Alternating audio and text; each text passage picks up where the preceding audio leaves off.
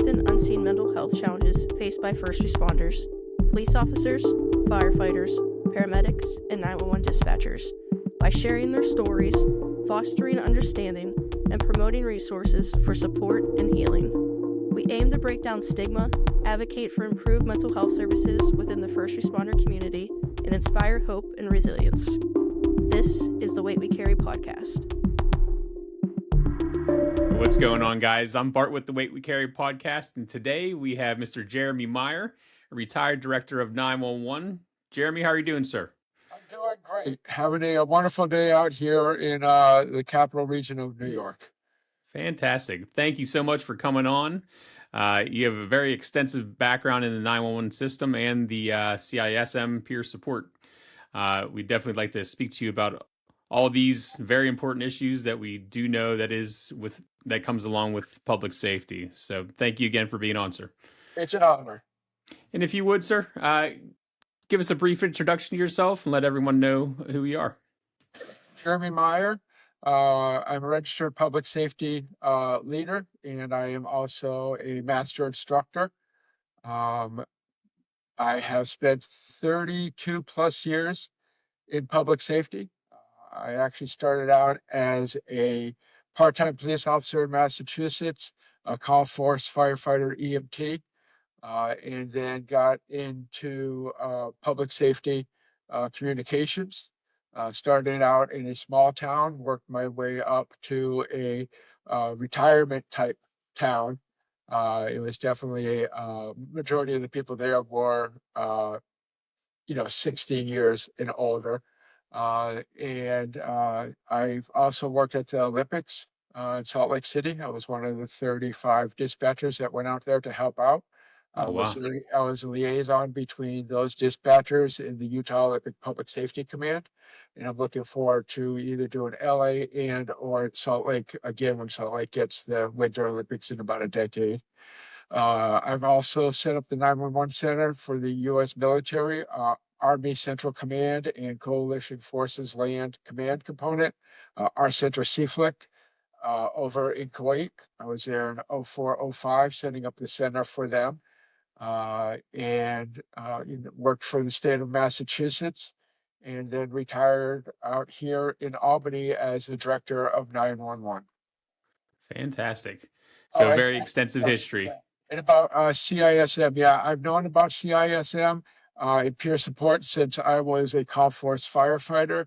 I became very active in it when I moved back to Massachusetts after coming back from Kuwait. So that was probably been, I lived down in Connecticut for a little while, so I think it was like 2011, 2015 is when I got active in critical incident stress management peer support.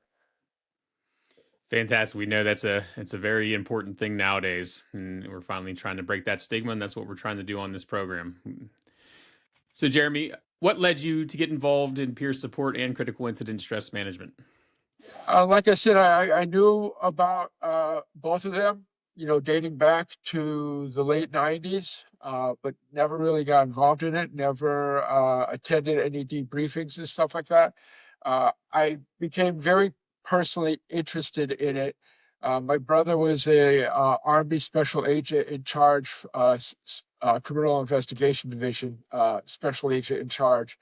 And, he suffered a TBI. He's very functional, but TBI, his TBI, I equate to being very similar to the memory things with ADHD. So very similar to that.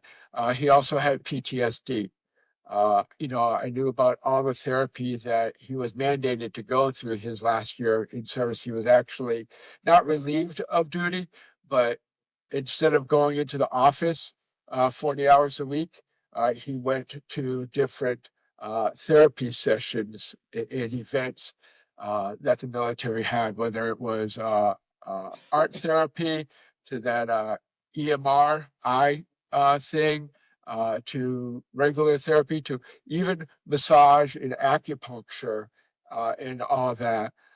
So I became personally invested in, what can I do or how can I help my brother?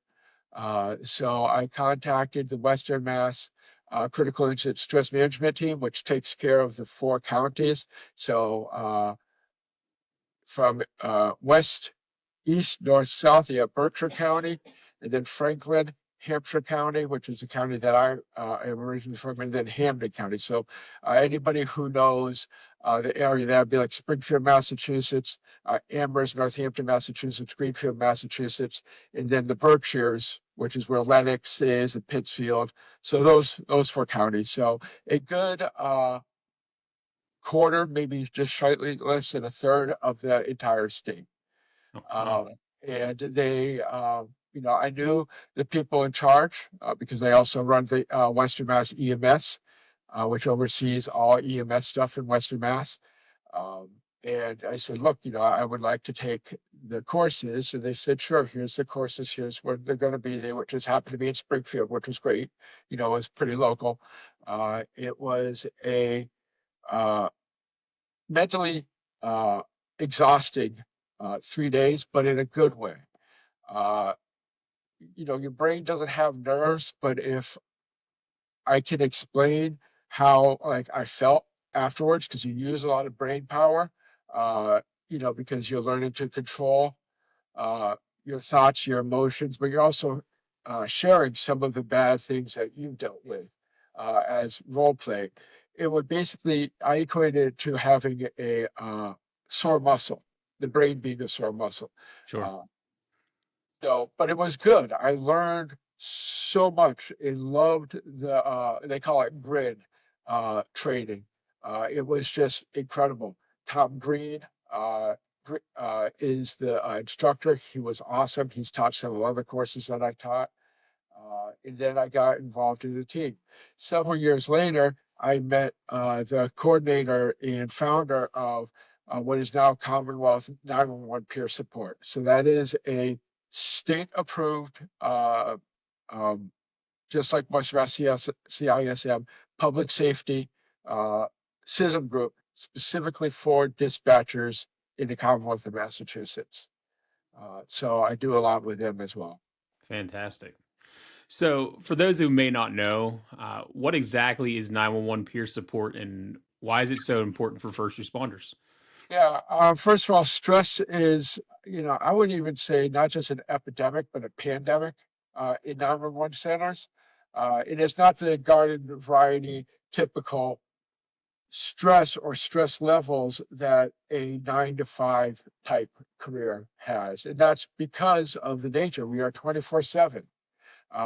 Some of us work 12-hour days or 8-hour days regularly, or even like in some states like California, 24-hour shifts. Mm-hmm. And that's without being mandated and stuff.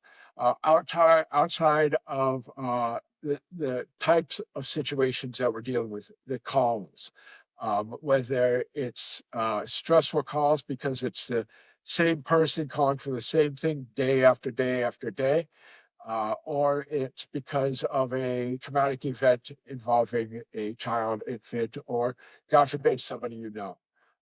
That's one reason why I typically, when I was a dispatcher, I did not live where I worked. Okay. Because, the likelihood is I don't know the people. And that was for my own sanity. So, and then the stress builds up over time. It's cumulative. Slowly erodes our ability to be empathetic. And that's where compassion fatigue kicks in. Sure does. So, can you explain to everyone listening what's the difference between peer support and CISM and how do these two functions work together? So CISM, which is what critical incident stress management, we refer to it, and peer support are not in competition with one another. They are instead programs designed to complement one another for the safety and wellness of, specifically dispatchers. Um, so, I've got a couple of bullets to explain what each one is. So, Okay. CISM is a method for helping us who have been involved in critical incidents to leave us emotionally and physically, that do leave us emotionally and physically affected by the incident.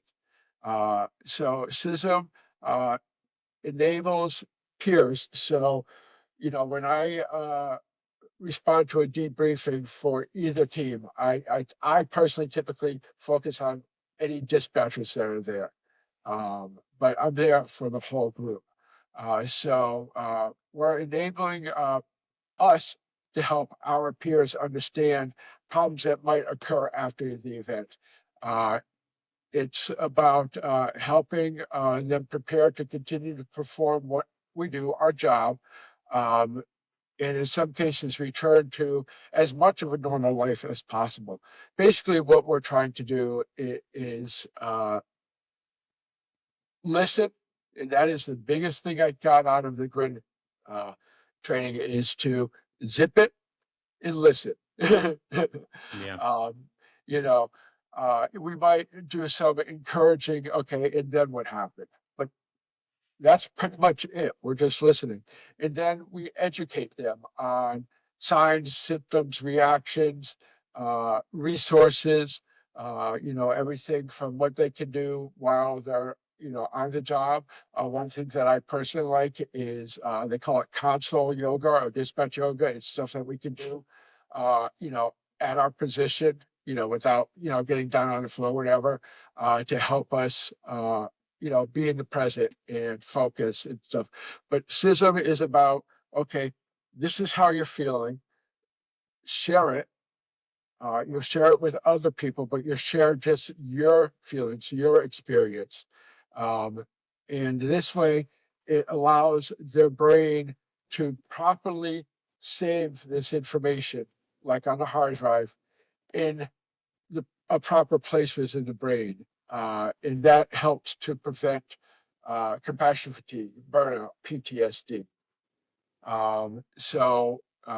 We do debriefings, we do defusings, we do one-on-ones. So that's what CISM is. Peer support is an informal, like in-house program. So it's getting all your dispatchers trained in peer support to learn what to look out for with your colleagues and ideally yourself, and how to provide them with compassion and a confidential place to talk. So, prime example, Boston 911, which is housed at Boston Police Headquarters, has a quiet room.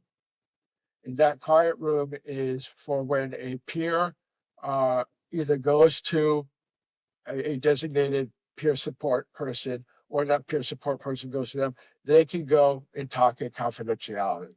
It is a quiet room. It is soundproofed. It allows them to talk about, and it could be non-work related, but it's affecting them at work.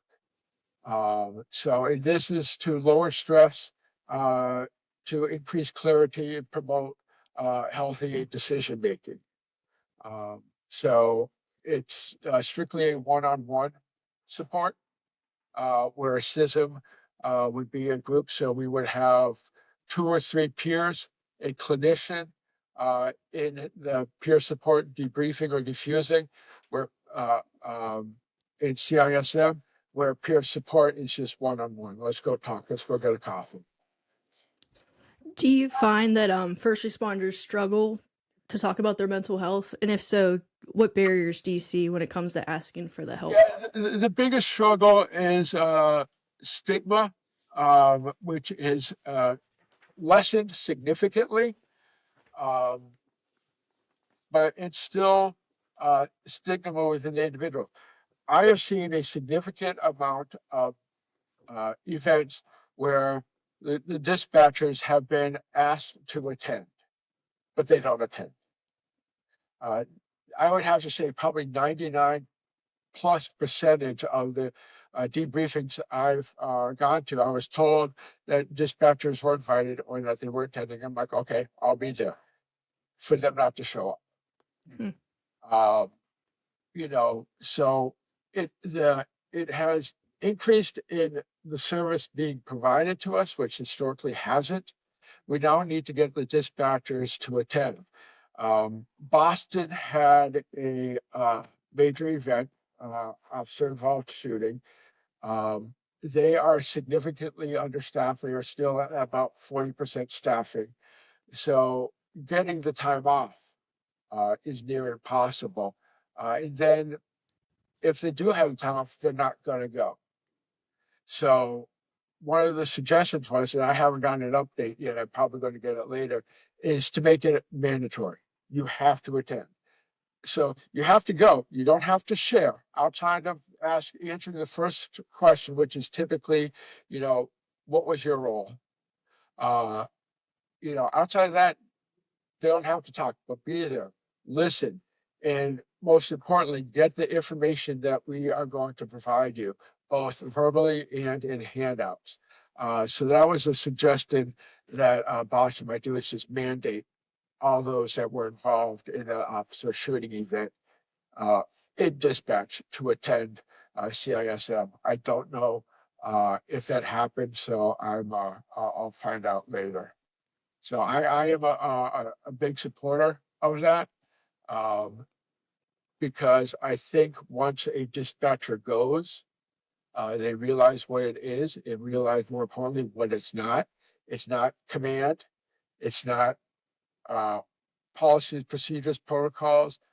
What you did, answering the call or on the radio, it's not about that stuff. It's about their emotions, their emotional well-being, and how to navigate them. That's what both of them are.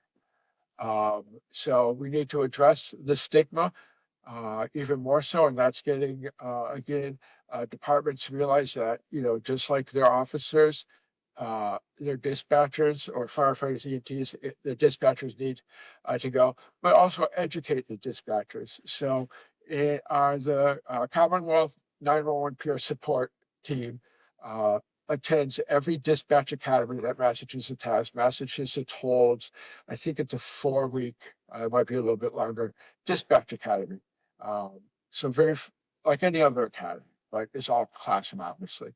But they go in and they do a half a day educating about CISM and peer support and what it is and what it's not. So hopefully these new dispatchers, when they get to a point where they're invited to these or they feel they need this type of service, they will be more accepted to attend, which is vital. I've had brand new dispatchers. I found out that one of my dispatchers took a call where the individual passed while on the phone with him. So I talked to him. I said, do you want to talk to him? As a director? Yes, but I literally would take off my badge, my hat, and now I'm just a peer. Let's talk. I'm a peer. It's confidential. It doesn't go anywhere unless you're, looking at harming yourself or others. It stays between us, period. And this person was like, it's no big deal. I was like, yeah, it's no big deal now, 6 months after finishing up training. But this is going to stick with you forever. And it's just the very beginning of your cup filling up. And if you don't manage stuff from the get-go, that cup is going to overflow and cause you to have, compassion fatigue, burnout, and ultimately PTSD, which is going to be negatively life and career altering. He still did take me up on it, but, that's why it's important. Because even though you're brand new and it was just, no, it's never just, I've got 2 or 3 calls in my head that stick with me. I don't think about them day and night. I don't have nightmares about them, but when I'm doing something like this, I definitely recall them. But I learned through CISM how to manage them and how to navigate and how to file that information away in my head in a healthy way. Yeah, it definitely seems to be a theme talking to people that have come onto the podcast or our friends. Just, you've you see all these calls, and while you're like, oh, this isn't bothering me, all of a sudden it snaps, it breaks that dam, and you're like, now what do I do with this? But all those little ones that you didn't think were really bothering you until that last one that you can't take it anymore, Yeah, your dam can't take it anymore, and it breaks. exactly. Yeah. Yep. Yep. So what are some of the biggest stressors that 911 dispatchers and first responders face? Uh, the biggest thing is constant exposure to traumatic events. That is big. You know, I think it's important to also emphasize that internal stressors, and I'm not talking about within themselves, I'm talking within the agency, within the shift, within the coworkers. You have one person who is at the compassion fatigue, depression, anxiety, uh, burnout, PTSD stage, that festers, and that spreads through the comm center and creates a very negative culture for everybody. So, it's true that it's the one bad apple. Um, so, there's pressure because we're making life or death decisions, like when we do EMD or we're dealing with a active shooter call, a hostage situation, lack of seeing what's going on. I've had officers that say, boy, you're answering the phone, you don't see anything. That makes it worse. I think the three of us know, because we've worked in this industry, our imagination, what we hear and turn that into mental visual things, is the majority of the time much worse than what is actually boots on the ground, what they're seeing. It's a lot different, a lot more intense. So it's a lack of visual clues. Shift work, it disturbs our mental algorithm. It ruins our social life, family life. So that's stress. Um, the inability to follow up. Now, granted, we're supposed to do a disposition at the end of the call. Why? What was the end result of the call? One in custody, transported. But we may not know, we may never find out about the victim. If it is a medical call, we may not find out the ultimate outcome. And for the most part, we don't.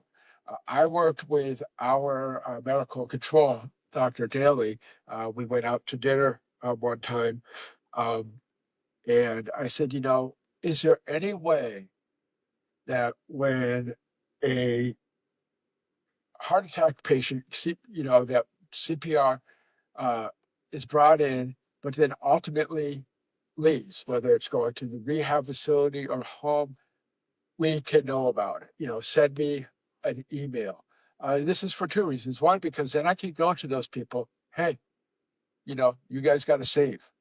But also to recognize that by giving them a save award.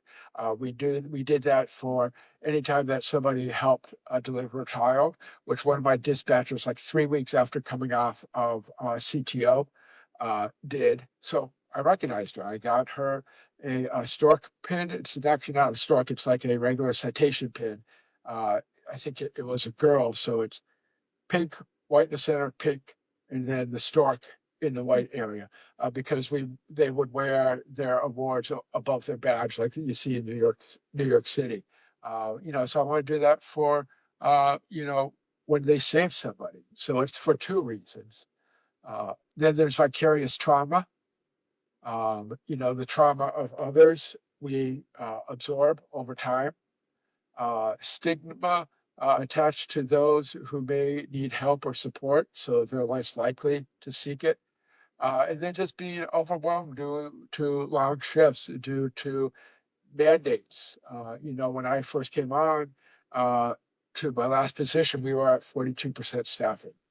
My dispatchers, supervisors, senior dispatchers were constantly not only working doubles, but being mandated on their days off. Um, you know, um, it was a lot for them. They were burnt out. They were you know, this was also during 9/11.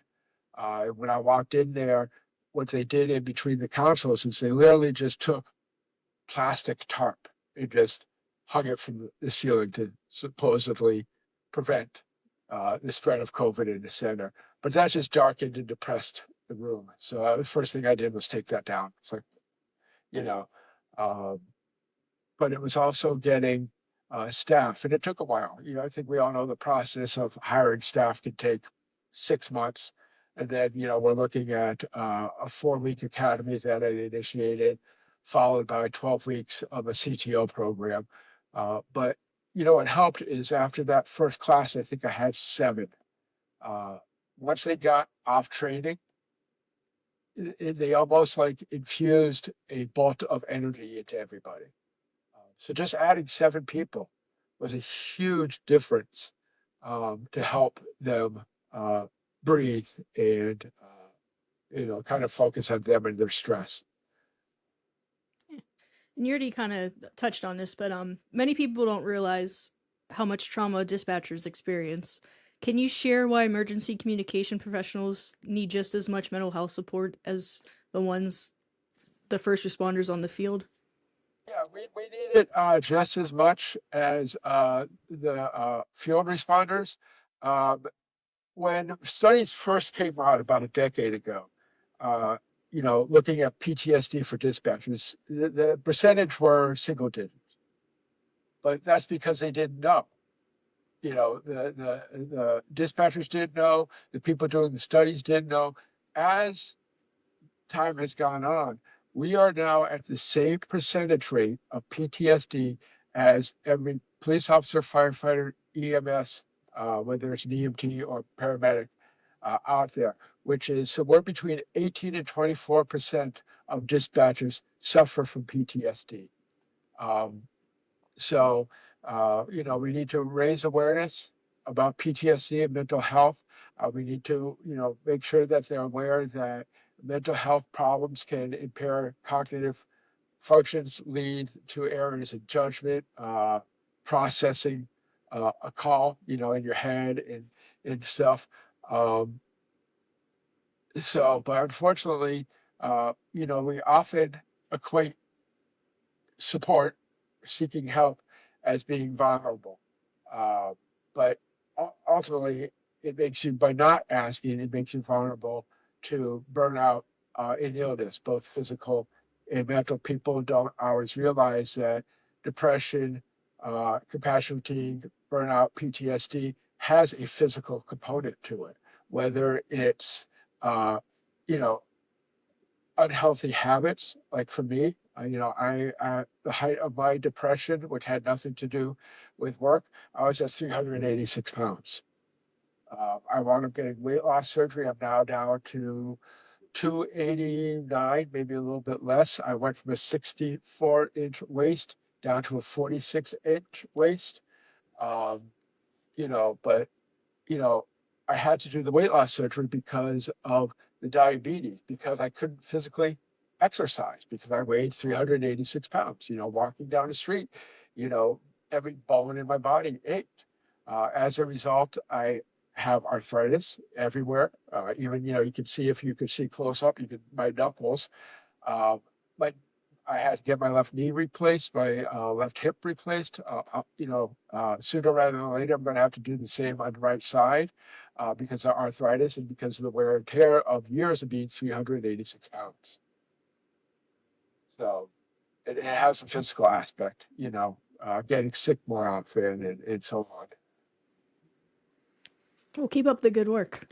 Thank you. Yeah, absolutely. Can you walk us through what happens when someone reaches out to peer support? What does that process look like? Sure. So for peer support, typically it's an in-house system. Now, when I say in-house, that doesn't mean that information goes to your commander or goes into your personnel file. It doesn't. It's 100% confidential, which I know we will be talking about shortly.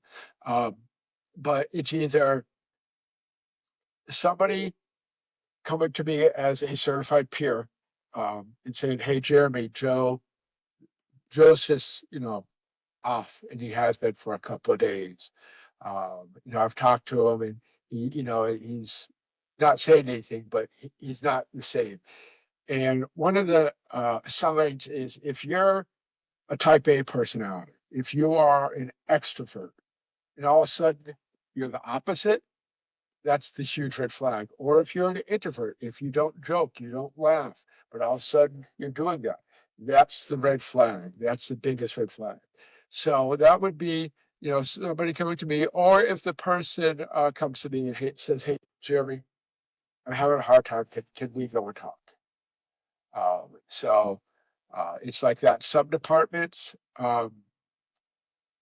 have like lapel pins that the peer can wear on their shirt, so it uh, identifies them as a peer, but it's not like a shining light down on them. So people know who they can talk to on their shift. Um, and it's just going in a quiet, safe space where they can talk confidentially to me or to a peer. And again, it's really listening and just saying, okay, here's some information for you. It's not diagnosing them. We don't diagnose whether it's CISM or peer support. We don't diagnose. It is mental first aid. So, as a first aid person or a first responder, we just stabilize as best as we can. So that's basically, the mental version of that. Um, Give them information, provide them with resources.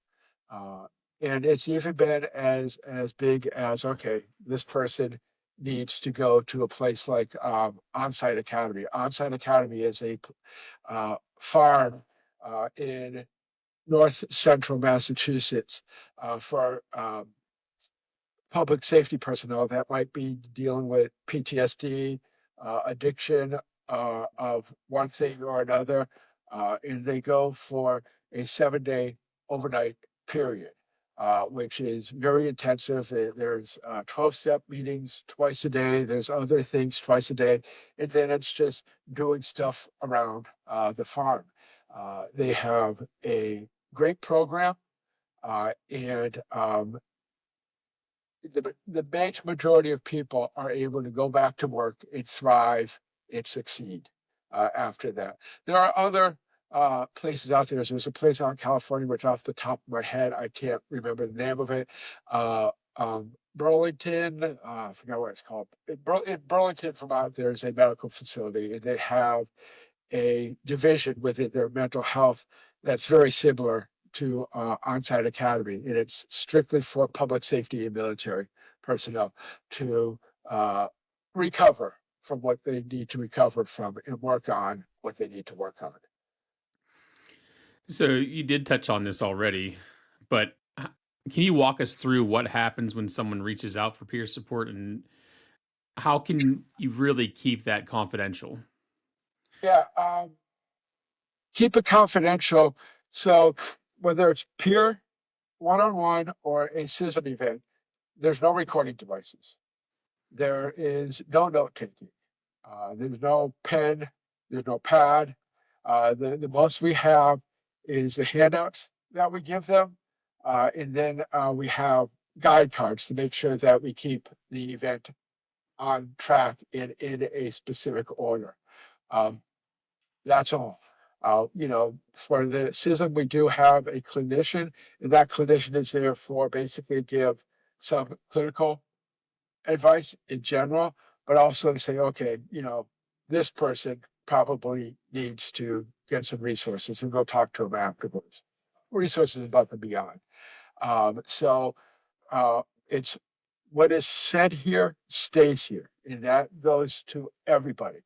There is no rank. There is no, I'm a cop, you're a dispatcher, I am a medic, you're an EMT. There's none of that. It's not allowed. We don't even allow command staff to attend. They can have their own if they want, but they're not allowed to attend. There's no rank. We try to make it where they're not wearing their uniform.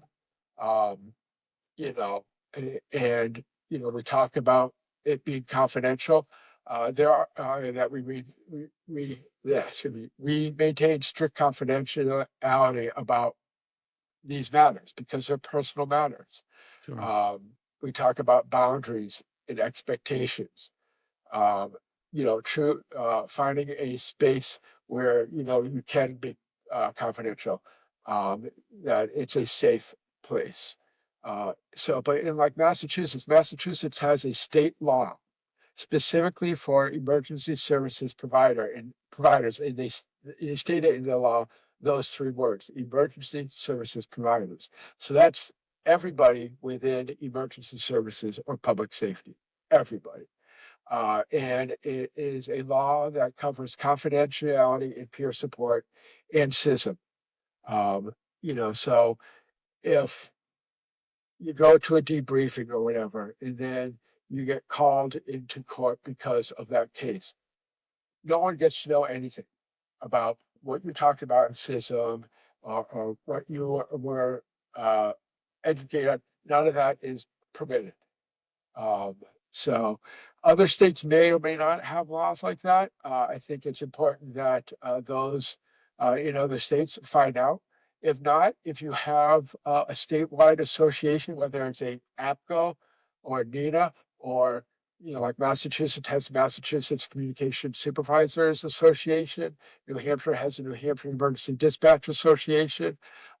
Use those avenues to get bills brought to the state and hopefully turn those into laws about the confidentiality. Right. So, what are some of the signs that someone might be struggling, even if they don't say anything? Um, they stop talking, or they become more talkative. Uh, you know, they laugh, but you can see in their eyes that it's not laugh out of humor or because something was funny. Uh, sleep, sleep deprived. They're mentioning it. You can see when somebody's sleep deprived. Uh, Constantly distracted mentally. Not the look at the squirrel type distracted, Mm. but more mentally distracted. Um, they become indecisive. They neglect small responsibilities. Uh, so those are just some of the things. It's really just how are they normally and how are they now? Just seeing things out of Yeah, their character. yeah, yeah. And like when you see that happening, how do you approach someone, uh, a coworker that think you think they need support, but they haven't reached out at all? How Yeah. do you approach that? Now, I will approach it for this both as a peer, but just as a colleague. Is hey, how are you doing? Or if you can have breaks at the same time, so you can talk, ask how they are, you know, uh, if it might be about a specific call, talk to them about how they're feeling, or just to, hey, tell me about that call. And then ask how you can help. Uh, you know, as a colleague, so and so wants a day off. Say, hey, I'll take this shift for you. Uh, Identify the root of the challenges that they're facing. Um, Validate their emotions. If they're expressing how they feel, what their emotions are, validate it. Be empathetic. Um, Compliment them, that you appreciate the strength it took to talk. It takes significantly more strength, and you are stronger when you ask for help than saying, I don't need help. I can handle this myself. That is a sign of weakness. The real strength is, I know I need help. I know I need help navigating this so I can get beyond it and be better. Um, so set boundaries. There's being empathetic and listening, but then the person does nothing but uh, vent, invent, invent, and doesn't take any actions to work on that. So setting those boundaries. and, talk to the supervisor. And that's why it's really a change in the culture within an agency. A peer support program that is agency-wide, uh, the individual who needs help or the individual that sees it must be allowed to go to their superior and say, hey, this is what's going on. And it is 100% a let's get them help, not discipline them, not try to get rid of them. It's about getting the help they need so they can succeed, so we can succeed. So, it's more about that. It's maybe seeking guidance anonymously with a supervisor uh, or a employee assistance program. Um, I personally would not suggest HR. I have learned in my 32 years that HR is there to um, protect the agency, to protect the city, a town, to protect the company, not the person.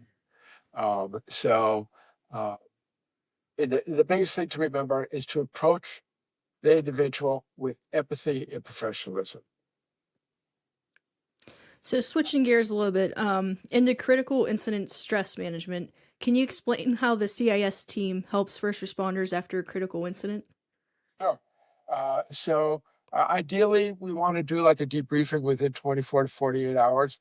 We do not want to do it in an agency. Not a 911 center, not a police station, fire, or EMS facility. We want to do it, it could be at the senior center, meeting room, or a library that has a big meeting room, or any other, you know, space that provides um, that safe, confidential, behind closed doors.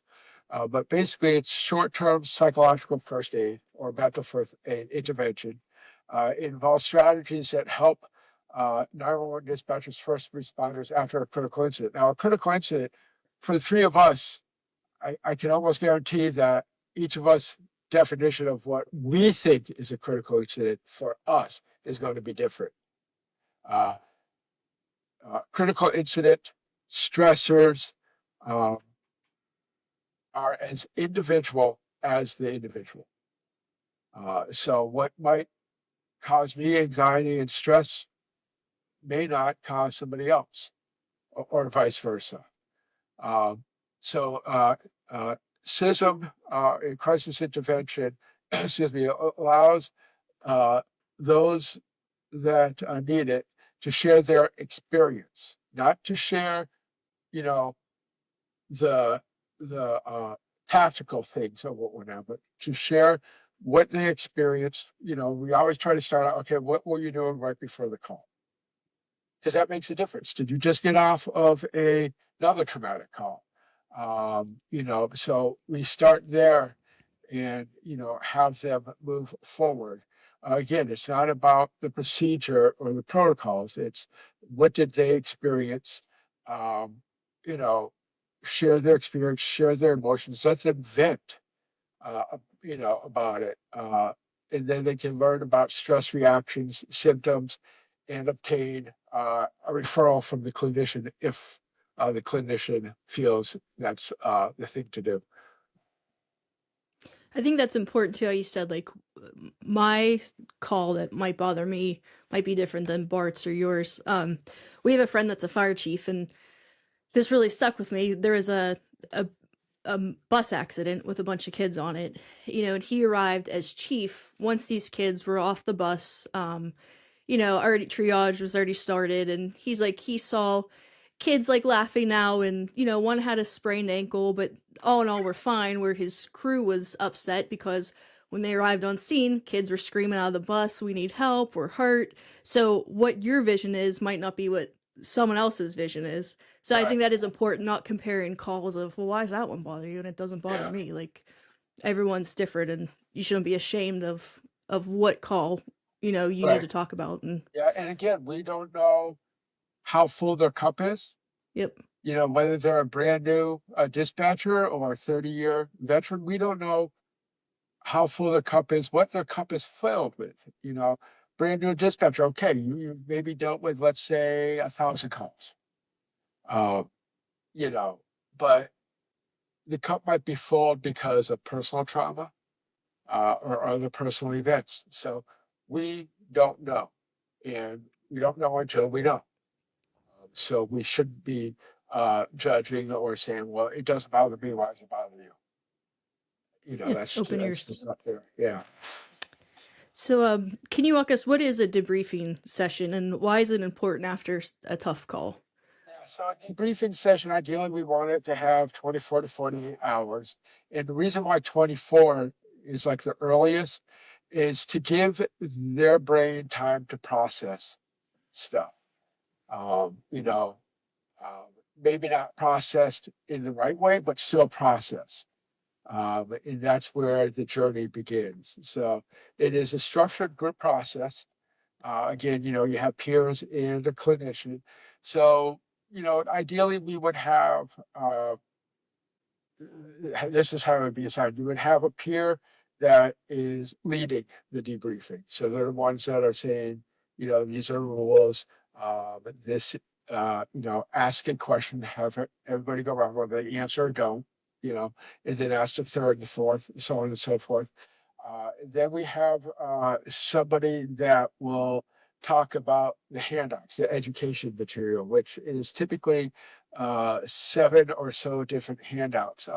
One specifically for friends and family, which we print out in a fluorescent orange, and we suggested we even put it on the handout. You know, leave on your refrigerator or leave on the kitchen counter, so your family knows and your friends know, you know, what's going on and what to expect and, you know, what to do and what not to do, to coping mechanisms, to signs and symptoms of stress. Then you have what we call the doorman. So if somebody steps out of the room, whether it's to go to the bathroom or otherwise, you, that doorman is basically keeping an eye on them and, you know, making sure everything's okay and, uh, you know, empathetically try to get them to go back in. Then you have the clinician who will talk about the clinical stuff, who will emphasize uh, feelings that they saw in the people sharing, you know, what to expect and stuff.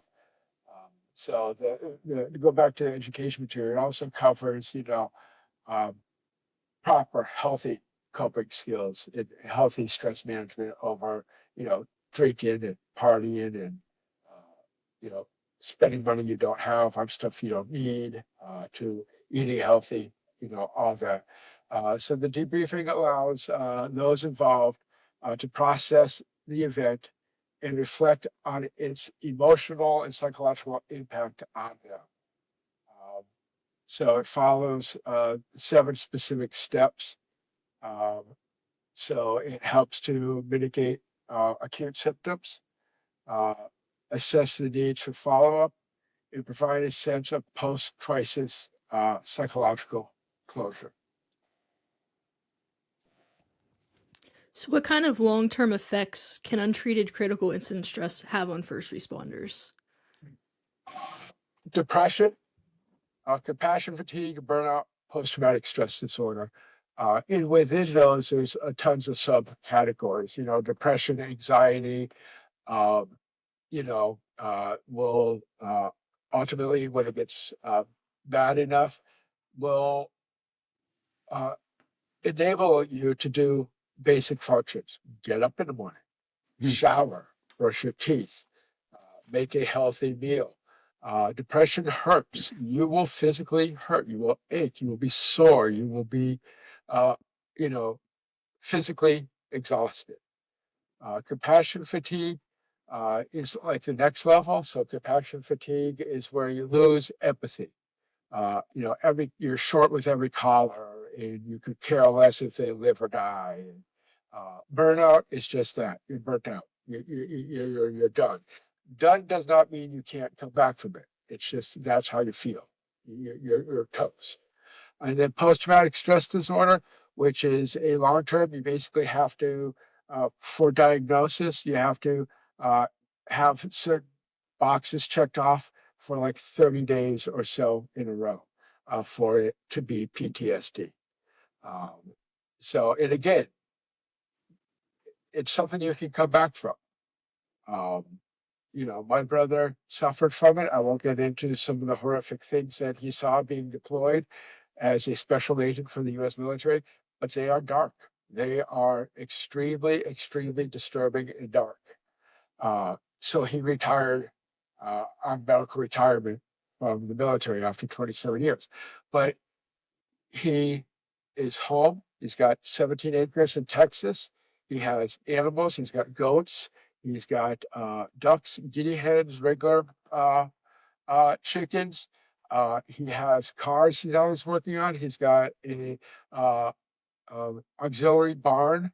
Half of it is, where he works on cars. The other half is where he builds stuff. He will repair his roof himself. He will work on his kids' cars, his kids' friends' cars, his in-laws' cars. He will help his in-laws with their rental apartments up at Fort Hood, because he's kind of between Austin and Fort Hood in Texas.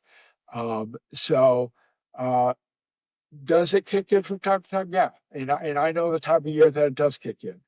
Um, you know, um, but, granted, he's not in the military anymore. And that's understandable. They were going to promote him to the highest rank he could possibly get, which is a Chief Warrant Officer 5. That is the highest warrant officer rank you could get. That is a 1 in a million that get that. But that required him extending 5 years and being redeployed over to where he was deployed again. He said, no, medical retiring. It's not worth the promotion, as great as that. And I respect the living hell out of him for doing that. That took strength. Sure did. Taking care of himself first.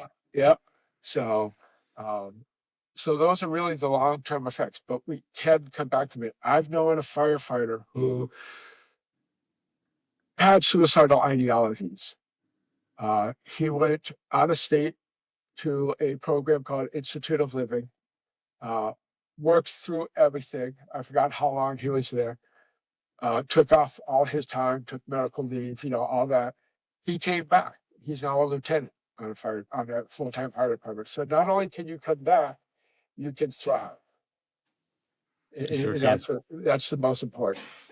You sure can. So how do you teach the resilience and coping strategies to first responders? And what are some practical things they can do to manage their stress? Yeah.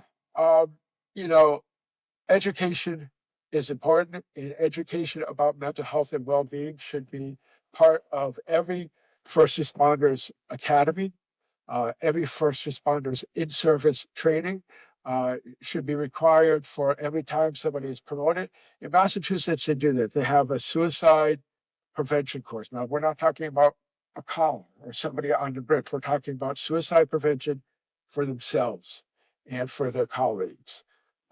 So when you get promoted from an off patrolman to a sergeant, you have to take that course. When you get promoted to a lieutenant, you have to take that course.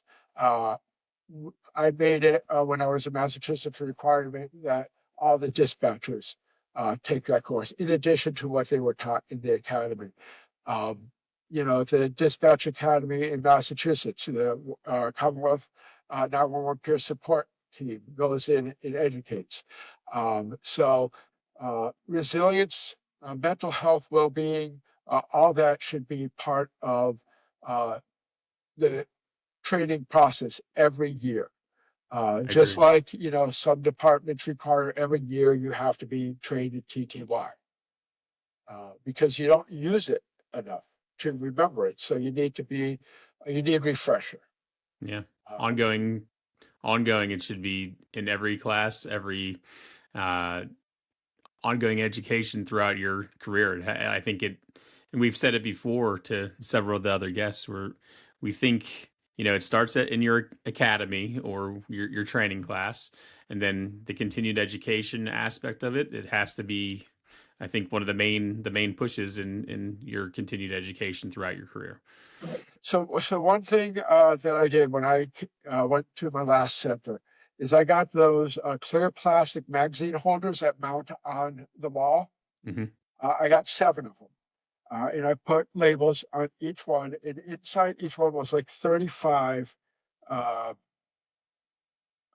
copies of each of the forms that we give out when we do a CISM. The family one, the signs and symptoms, all 7. And I put those in the break room, and I intentionally put them in the break room because I wanted to give people some, uh, you know, privacy. Instead of just putting it out on a bulletin board, which is right on the main floor where everybody sees, the person may not want people to know that they're grabbing that stuff. So putting it in the break room, it's out of sight of 99% of the people when the person grabs that stuff. And I did that, and I always made sure that that was in there. I updated our policies and procedures to cover that. It might be part of the daily briefing, not maybe every day, but, pretty regularly. I wanted the supervisors or whoever was the acting supervisor to say, something about mental health and well-being and taking care of yourself so you can help take care of others. And that's the big takeaway. We help others and we take care of others, even if it's over the phone, and we don't know how to do that for ourselves. And that's such the stigma and the culture, like you said before. Um, so, Jeremy, what advice would you give to a dispatcher or a first responder who feels like they're struggling but don't know where to start? Sheesh. Uh, Struggling but don't know where to put.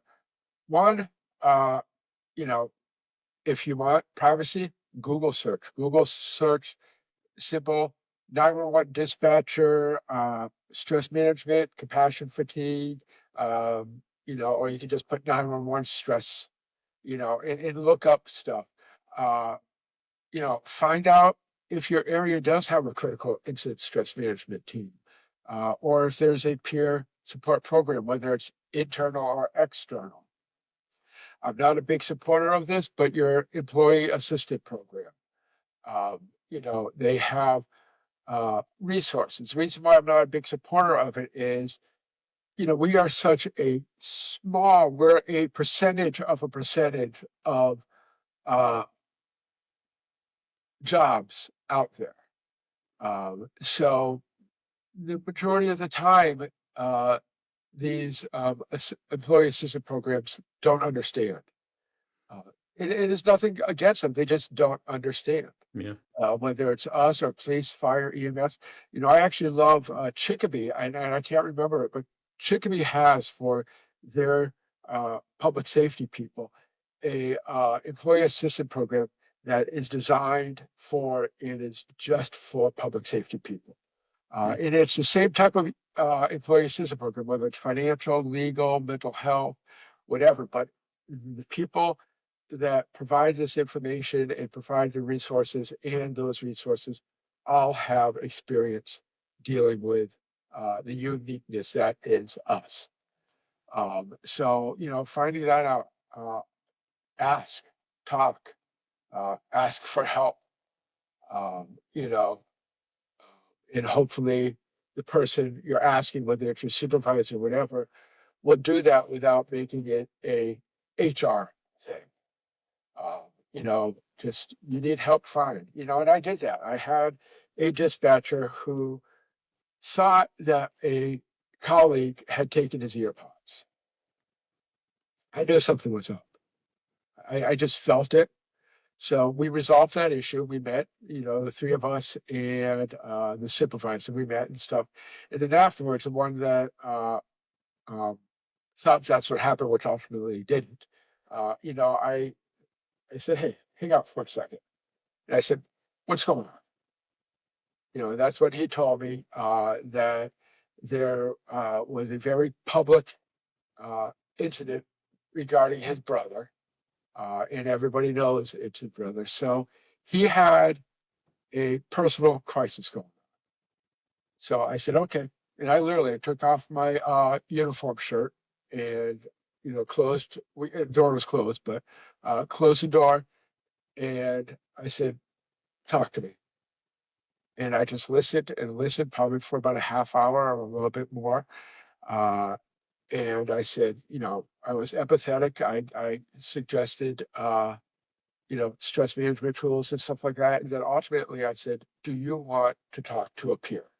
So not one of our people, but somebody or a CISM team that could provide one-on-one above and beyond me. And he knew that was 100% confidential and stuff like that. And he said, yeah. I said, okay, give me 24 hours because we don't have a team locally. So I need to reach out to the teams I know in the state and see if somebody will do, like a Zoom with you if they can't meet in person, whatever. Within less than 24 hours, I think the next morning he was working. I said, here you go. And, didn't have to say anything else. He knew what it was. So no one else knew. And all I did was maybe a week or so later, followed up with one quick question. Did you get a chance to call and meet with the person? And they said, yes. I said, okay, if you want to talk, I'm here. That's it. Didn't get into what he talked about. It's none of my business. None of my business as a peer. It's none of my business as his boss. So, you know, um, it is hard to struggle. It is hard to ask for help. Um, but just know that you can, um, and know that learn who you can trust, who you can go to. Have a support network. My support network consists of my mom, who has nothing to do with public safety, who raised her two sons to be, I think, pretty damn good, by herself. So she's my support. My brother, who, was a federal agent, but, it's basically half military, half law enforcement. Um, and he's been through things that I've been through. He's been through things worse than I have. My best friend, Brett, who was just promoted to Senior Master Sergeant Saturday, and I was honored to be invited to partake in him getting pinned. Um, you know, he's in the Air Force, but he has nothing to do with public safety. And when we get together, because it's basically every Patriots game, I go to his house because I'm from New England. I'm a Patriots fan. I always have been, even in the 80s when we were that close so many times, it screwed it up. Two losses against the Giants. Um, but I might say, hey, how's work going? You know, uh, and I did that actually about 2 months ago. And that's what he says, I put in for E8, Senior Master Sergeant. And I said, okay, so what's the process? He's like, right now it's just waiting. I said, okay, as soon as you find out, I want to know because I want to come to this promotion ceremony. This is something that I've been hoping that he got for the last 10 years. Really wanted him to have the ability to retire basically at the highest rank, at least in the National Guard, even though he's full-time in the National Guard, that you can get as a sergeant. You can get an E9, but E9 is the head sergeant for the entire state. That is a one in a lot. Um, so, he's my support, my lovely, incredible girlfriend, uh, and her 8-year-old daughter. Believe it or not, her 8-year-old daughter, just coming into the room can make a big difference. I don't share stuff with her, but she knows when I'm uh, not in the present, and she'll bring me back. And we wrestle. We roughhouse and stuff, which I'm happy to learn that actually is a good thing when kids uh, roughhouse or wrestle with their parents. And I am, for a lack of a better term, her dad. Her dad is a pretty absent dad. I've been with her and my girlfriend since she was 2. I love her unconditionally. I consider myself a parent. She considers me, a step parent, which is fine because she does have, some relationship with her dad. But, wrestling is healthy. Roughhousing is healthy for her and for me. It's being in the present, it's being in the now. So having a great support network is very, very important. If you ask Bart, I like the rough house and drop a pretty mean people's elbow on them. Yeah. Oh, yeah. Oh, Emerson. Oh my God. She could be a WWE, uh, you know, with her elbows, and she can't really roughhouse with mom too much. Mom doesn't like roughhousing, just because she doesn't want to get hurt, which I understand. But I don't mind being beaten up and to a degree beating up Emerson. So. Heck yeah, there's nothing better. So why do you think there's still a stigma surrounding mental health and public safety, and how can we change that? Uh, the stigma, um, it's just education. It's just keep pushing, keep pushing. Agencies, centers, the governing bodies to understand, work on changing the culture that it is okay not to be okay. And you can go to your superior, you can go to your colleague and say, "Hey, I need help," and know that you'll get that help, and you won't have consequences. Um, Education, education, education. Reminders. I also put up signs in the break room or posters about stress management and mental health well-being and suicide hotline. The 811 or 888 or whatever. 988. Thank you. um, so that's really the best way uh, to help change the stigma. And it is changing. Like I said, we are being asked to attend these debriefings much more often. Now it's just us going to them. We're getting it changed right here. Yeah, I hope. If someone listening is struggling but afraid to reach out, what would you say to them? uh, if they're afraid to reach out within their agency, understandable. Talk to your personal network. Talk to your primary. Seek out a therapist or a counselor, psychiatrist, psychologist.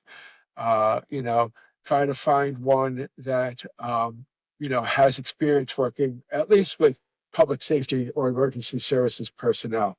One of the forms that we have with the Western Mass CISM team not only talks about signs and symptoms, but on the flip side, it's therapists, clinicians, so on and so forth within Western Mass that have a lot of experience working with people in public safety.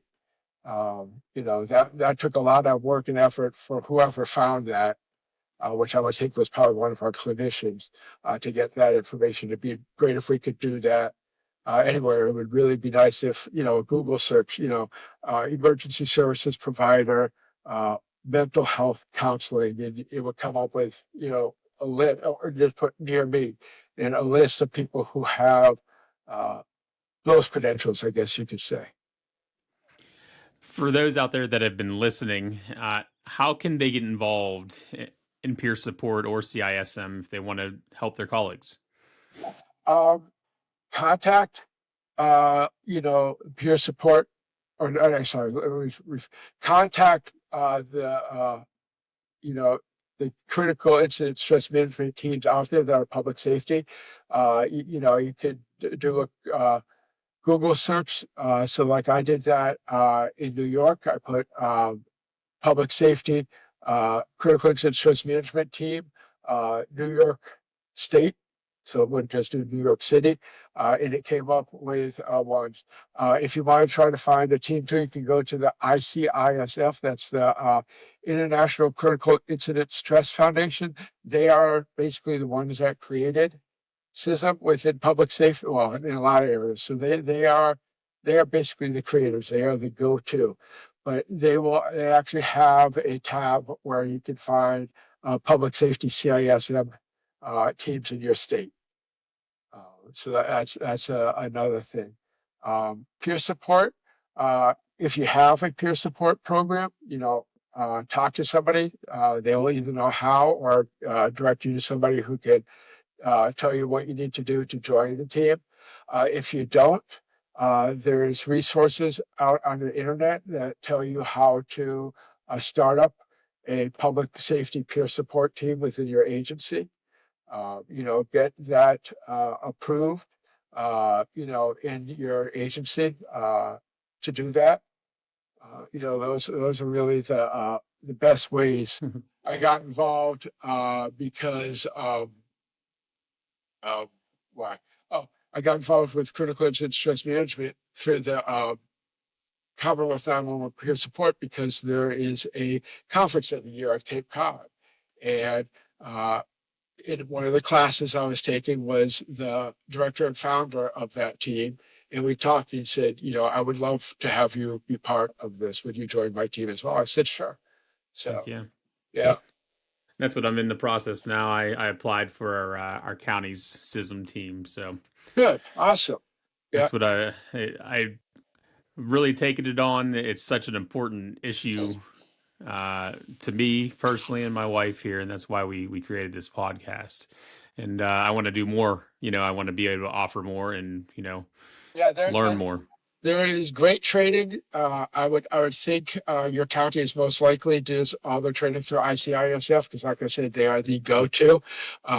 Their basic grit course, which I said is that 3-day course, which is emotionally and mentally exhausting in a healthy way, but you learn so much. You learn so much about what we are, what to do, what not to do. We learn so much about the others, and we learn so much about ourselves. It's incredible. They also have advanced training. So like in Massachusetts, you have to have the grid. You also have to have the suicide prevention course. That's required as part of the state, Massachusetts State Peer Support Network, which is overseen by our state fire marshal. Okay. But yeah, there's so much great training out there. There are conferences. It's just, it's great to have. It's there. You just have to look for it and be willing to go and take it. And the majority of teams out there will say, okay, you're in, and we'll pay for the class. You have to do it on your own time if your agency won't pay your salary, but we will pay for the 3-day course in suicide prevention course. Here's what it's going to be. Go and take it. In closing, Jeremy, is there anything you'd like to leave our viewers? This has been a very informative interview. We really appreciate your expertise. And I think this is going to be, we're going to put this in as a special interview in the season because it's such a big deal. And this really explains to people what CISM and the peer support group is. But is there anything you'd like to leave these viewers? Yeah, just a couple of things just about our resources. So you have the ICISF. Mm-hmm. You have the National Alliance in Mental Illness. That is NAMI. They do a lot of the crisis intervention team and stuff, but they also do a lot of peer support and stuff. APCO, Association of Public Safety Communications Officials, for those that don't know what APCO is, again, they're like the ICISF. APCO was the originator. APCO is the one when it comes to policies, standards, training for dispatchers. They have a mental health and wellness. I've done 2 webinars for them in the last month regarding different things. One was compassion fatigue, and I can't remember what the other one was, but it had to do with mental health and well-being.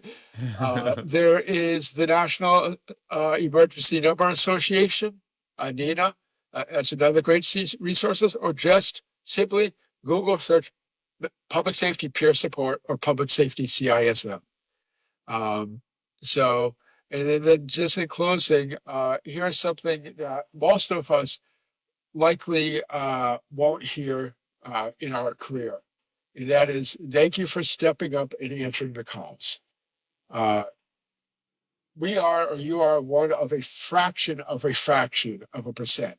We are 0.0003056 237%, to be exact, of the population in the United States that is able to perform the job that we perform, and we do proudly and successful. So Absolutely. thank you for answering the call.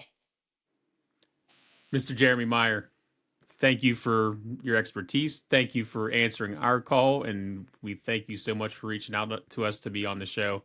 You've given us a wealth of knowledge, and I believe our viewers are going to really take this to heart and really try to understand what's going on with our first responders. Sir, thank you very much. Thank you. It's been an honor. It's been an honor. Anyone that would like to be on the show, give us an email at twwcpodcast@proton.me. Thank you guys for all the support. Again, Mr. Meyer, thank you so much, sir. Thank you. You guys have a good one.